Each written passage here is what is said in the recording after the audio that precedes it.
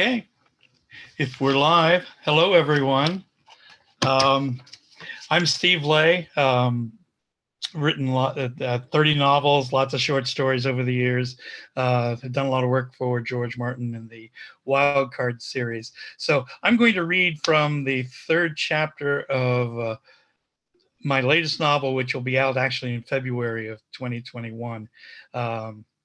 So here's the setup really briefly, because I'm reading from the third chapter. We have Canis Lupus, which is the third world around the star Wolf 1061. It was being examined by a scientific crew from the British Isles. But back home, there was a meteor strike on Earth, just sent society reeling for 3 centuries before things recovered well enough that they could make recontact with Canis Lupus. And of course, in that time, the bases in which the original crew lived broke down. The crew was exposed to alien bacteria and viruses. They had to learn what plants and what animals they could eat and use, and most of them actually died.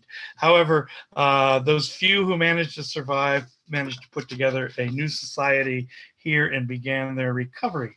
So it's now 3 centuries later. Earth has sent another ship with an international crew to see if anyone had survived, and actually to see if any of them could be allowed to return. So this is from, as I said, the third chapter.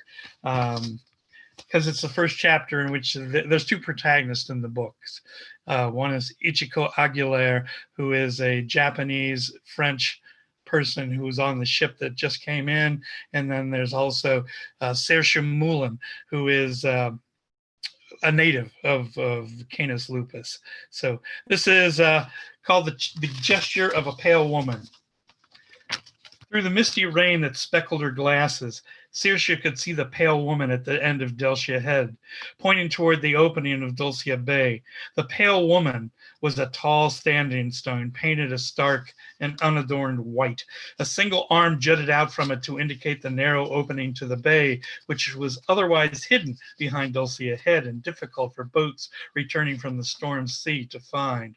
The sail fluttered, losing the wind as they passed Dulcia Head. Saoirse's uncle Angus and her brother Liam pulled hard on the oars of the curragh, the canoe-like boats the Inish used for fishing and transportation. Once past the headland, the water smoothed and the boat moved easily toward the quay at Dulcia's harbor, at the sea-dampened turbidness of the long slope on which the town had been built. At Saoirse's feet, the bottom of the boat was filled with bluefins they'd found shoaling just off Great Inish. They'd fetch a decent batch of supplies in the town. Angus looked back at Saoirse's handling the sail and nodded. She let the halyard drop and moved forward to furl the sail. That done, she pulled the wire arms of the spectacles from around her ears and cleaned the glasses on the hem of her shirt. Saoirse found herself smiling at the prospect of reaching Dulcia soon. Liam, glancing back at her, grinned in response. "Look at her, Uncle," he said. "She's already wondering which one of the mainlander boys might scratch her itch." Saoirse put her glasses in the pockets of her oilcloth jacket, then picked up one of the bluefins by the rear tentacle and hurled it at her brother. The fish slapped against the arm he lifted up as a shield, leaving a gelatinous trail on the sleeve of his own oilcloth jacket. "At least my itch might get scratched," she told the brother, "and it probably won't be with a boy, as you already know. But the way you reek, big brother, you don't stand a chance either way." Both men laughed. It was true that she was eager to reach Dulcia. The gossip had reached the Inish archipelago that one of the Terrans was regularly in the town, and Saoirse desperately wanted to see this woman. Like many on Canis Lupus, she'd been fascinated by the arrival of the Terrans. The thought of being able to go back and actually see Earth, a near mythological place, was like dangling a fat tartberry in front of a ravenous bumblewort. "I want to go there. I want that far more than following the same boring life me mam and aunts and uncles have here." As the curragh nosed into the quay at Fitzpatrick's fishmonger's, Saoirse jumped onto the boards to wrap the bowline around the hawser there. Johnny Fitzpatrick, one of Clan Fitzpatrick's many offspring, came lumbering up to them with a 2-wheeled cart. He nodded to Saoirse, smiled at her a bit too much, then leaned over to look into the boat. Ah, that's a fine lot of bluefins you have there, Remullen, he said to Angus. He held the titular title of Ree as the person who directed the fishing efforts for the island and who also served as a postmaster. It was Saoirse's and Liam's mother, Iona Mullen, who held the title of Banrian, the head of Clan Mullen. Then your man will be giving us a fine price for them, I hope, Angus said. That'll be between you and man, Johnny answered. He leaned closer. I shouldn't tell you this, but she was just saying that she wished the bluefins were shoaling, he added in a stage whisper. We're out of them, and people have been asking. Then bring your cart over here so we can get them before she changes her mind, Angus said. Liam, Saoirse, look lively now. Saoirse sighed audibly, and Angus gave her a sour look. Angus and Liam began tossing bluefins onto the deck. Saoirse could see the greenish-purple blotches on both of their muscular arms, the skin fungi called plotch that infected many of the Inishers. Saoirse also had the blotches, though hers were mostly on her legs and abdomen, usually hidden from the mainlanders by her clothing. Saoirse and Johnny loaded the catch into the cart. I understand there's been a Terran coming to Dulcia, Saoirse said to Johnny as they worked. Have you met the woman? Ain't met her proper like, but I've seen her about, Johnny told her. Wears one of those belts they have so she don't breathe our air and none of us can touch her and she can't accidentally touch us. Can't eat or drink nothing either that didn't come from their ship. Seems nice enough otherwise, but you never know with them people. She here now? Don't know, I ain't seen her this cycle, but Mam's kept me working inside. He picked up another bluefin and tossed it on the cart, then stopped and looked down the length of the harbor. That's one of their flitters near Plunkett's pub, so I'd say, aye, she's here somewhere. No telling where, though. Saoirse squinted as she looked down the quay and saw a white blur there that she assumed it was the flitter. What's the Terran look like? The misty rain had stopped for a moment, though darker thunderheads still massed behind Dulcia headland, promising a later downpour. Johnny pulled his cap from his head, smearing a track of bluefin slime over his forehead and the bill of his cap. Saoirse decided not to mention that. Johnny was never one of the young men she considered for itch-scratching, even though she suspected he found her interesting enough.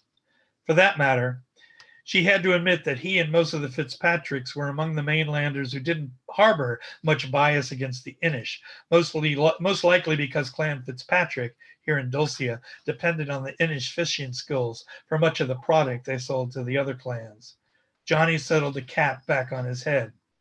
She don't look or dress like any of us, that's for certain. Awfully damn thin, like she'd blow away in a good gale. You'll know when you see her, believe me. And the skin color, she's just different, like a lot of the Terrans supposedly are. Saoirse nodded. She tossed the last of the bluefins into the cart as Angus and Liam stepped from their boat onto the quay, with her uncle also picking up the leather mail sack from Great Inish. They followed behind Johnny as he swung the cart around and headed for his mother's store. The haggling over how much Deering Fitzpatrick would pay for the bluefins was quick enough. The mainlanders and the Inish might have their long-standing clan quarrels, but Deeren was as always polite even in bargaining and as fair in her pricing as any person could be who also had to make a profit. They eventually settled on 10 pence for each bluefin. Deeren counted out the brass coins onto a small purse that she handed to Angus, though making quiet mutterings about paying too much, even as she nodded to Angus and smiled at her son's well-loaded cart. Outside, Angus gave Liam and Saoirse each a pound coin for their own use and handed 5 additional 1-pound coins to Saoirse. Me and Lehman will go to the post office and take care of business there. Then we're off to the ironworks for nails and hooks and to pick up a few other necessities, he told Saoirse. You can check with the butchers about the meat the Banrian ordered, as well as to whether the weavers have ever made those bolts of heavy cloth she wanted. Did your man tell you how much the cloth would be? So I'm to do most of the work again, as usual. Until recently, it had been Saoirse's mam who handled negotiations with the mainlanders, coming across from the archipelago with Angus and Leon. But of late, she'd been sending Saoirse in her stead. It's time you started learning some of what a Banrian must do, she said, when Saoirse had objected. And I'm getting old for being out in the sea in this weather. Ma'am said she'd settled on 2 pounds for the wool, and the bolt should have been ready 2 cycles ago, Saoirse told Angus, and he nodded. Everything's well tidy then. 5 pounds should cover all, if not more. Otherwise, enjoy yourself. Be back before 12th bell and the cycle's end. And if I don't see the two of you then, I suppose I should be looking for you at Murphy's alehouse behind a stack of pints, Saoirse said, and then added, unless one or both of you get lucky and decide we need to stay another cycle because of the weather. Angus and Liam grinned at that. They headed off the street. Saoirse set off toward the Terran's flitter. There was no sign of any Terran anywhere around the flitter. An elderly man from Clan Stewart she encountered near the vehicle simply looked at her blandly and shrugged when she asked. I saw the woman when she arrived, but I don't know where she is now, he said, before turning away entirely, obviously not willing to talk more. The Terran wasn't in Plunkets either, not that Saoirse stayed that long to check all the alcoves, with several blurry-faced Mainlanders staring at her over their pints. Outside, she gave a sigh, then decided she might as well walk up Cairn Hill Lane to High Street, where the weavers of Clan Bancroft had their shop. The Bancroft woolery had a fine view of the harbor, with Dulcia Head and the Pale Woman sitting just beyond. The town, with its few streets and lanes wandering the hillside, was laid out before her. Putting her glasses on again, Saoirse could see the Terran's flitter, as well as her uncle's Angus's curragh moored at the bay. Some of the town's fishing vessels were just now heading out, their sides draped with nets, though they rarely fished around the archipelago or in the open sea beyond the islands, which meant their nets were rarely full. They preferred to stay close to the mainland's coast, where they could duck into a cove or a river mouth or behind a headland if the weather deteriorated, as it often did. Saoirse shook her head at their cowardice and stupidity. 'Twas the sheepers taught the mainlanders everything they know about fishing, was a well-known saying within the archipelago, usually followed by, and no sheeper ain't ever caught a feckin' fish. The bell over the door chimed as Saoirse entered the workshop's small customer area, hung with samples of Clan Bancroft's handiwork. She inhaled the scent of drying sheeper wool and heard the percussive clacking of the big floor looms working in the room beyond. A young woman about Saoirse's age emerged from the curtained doorway to the production facility. The smile she wore vanished as she saw Saoirse in her bluefin-stained clothing. What is it you want? She asked. Her nose wrinkled as if the lingering bluefin odor bothered her. Clan Mullen has an order with you. I'm here to pick it up. Clan Mullen, huh? Let me check. As the woman slid the curtain aside, Saoirse heard her call into the darkness beyond. Auntie Aoife, there's some stinking Inisher here. Before the curtain closed behind her, and the voices became too muffled to understand. Minutes passed, and then finally an older woman came out, the front of her dress dotted with scraps of clinging wool, and carrying 3 thick bolts of off-white cloth in her arms. She set the cloth on the counter, folded her arms in front of her, and looked Saoirse up and down without a smile. That'll be 3 pounds, she said. The Banneran said you'd agreed on 2 pounds. You wouldn't be calling me a liar now, girl, would you? The woman's eyebrows lifted high on her forehead. The Banneran was obviously mistaken when she told you that. So you're saying me ma'am was a liar. Saoirse bit her lip against that rebuttal, saying nothing in response. She'd been with her mother, watching her during her own haggling sessions with the mainlanders. The thing none of them can stand is silence, her ma'am had told her often enough. Just stare at them and wait. She did that now. The woman, Auntie Aoife, she assumed, was shaking her head, shifting her weight from foot to foot, as if waiting for Saoirse's objection and counteroffer. When the silence dragged on, the woman finally huffed in exasperation. 2 pounds and 50, Aoife said finally. Since the Bannerans seems to be on. 2 pounds, Saoirse responded, since the Bannerans' memory is quite excellent, as I know very well. Saoirse took out 2 one-pound coins from the purse tied to her belt and placed them on the counter next to the bolts.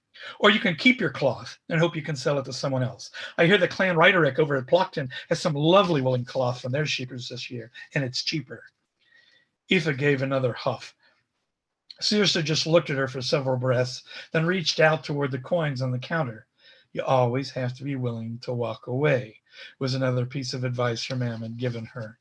Just as she was about to take back the coins, Aoife scowled and put her own hand over the money. £2 then, and be glad I'm willing to take the loss. Tell the Banriam that next time we negotiate a price, she'd better open her purse a little wider, and we'll put the price in writing so we don't have to worry about memory loss. Saoirse suppressed the grin that threatened and bowed her head toward the woman. I'll be certain to let her know, and I'll tell her of your generosity. You taught me well, ma'am, she thought as she walked out with the cloth.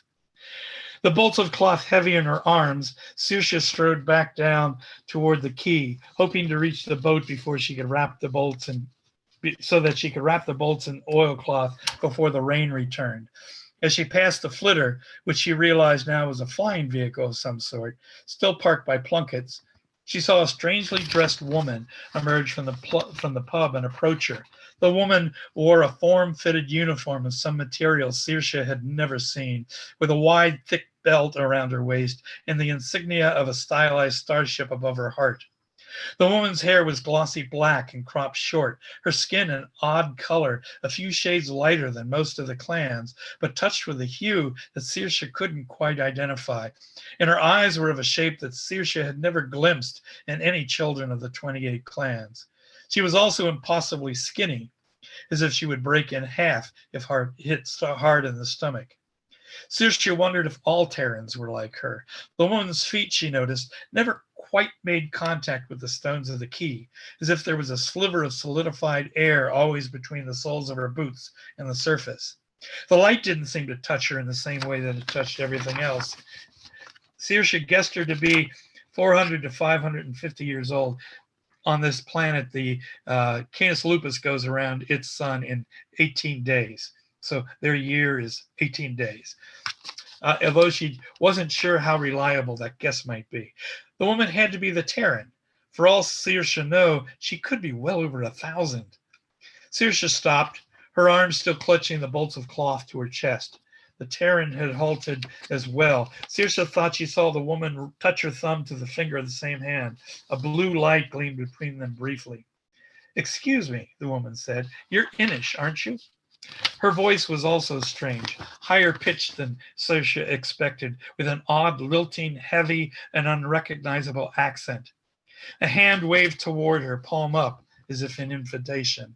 I'm Inish, and you're Terran, Saoirse answered. Yes, my name's Dr. Ichiko Aguilar, but please just call me Ichiko. Saoirse could see the Terran waiting for her to respond with her own name. She said nothing, just hugged the bolts of cloth tighter. I'd love to sit down and talk with you for a bit if you have the time, the Terran finally continued. I've heard so much about the Inish and the archipelago, and I want to know more. You've heard 1 minute remaining. Thank you. You've heard most of it from mainlanders, did you? A nod. I doubt that many of them talked to you ever came out to Great Inish or really knew us at all, Saoirse continued. So what you heard was likely gossip, speculation, and lies. No more than that. Then I'd love for you to tell me some of the truth, if you're willing. Now it was the Terran who waited silently as Saoirse pondered the offer. Saoirse shrugged, adjusting the bolts in her arms. You can walk with me and talk if you like, she said to Ichiko, and I will stop there. So thank you for listening. As I said, this is a book that's called Amid the Crowd of Stars, which will be out from Daw Books in hardcover in February of 2021.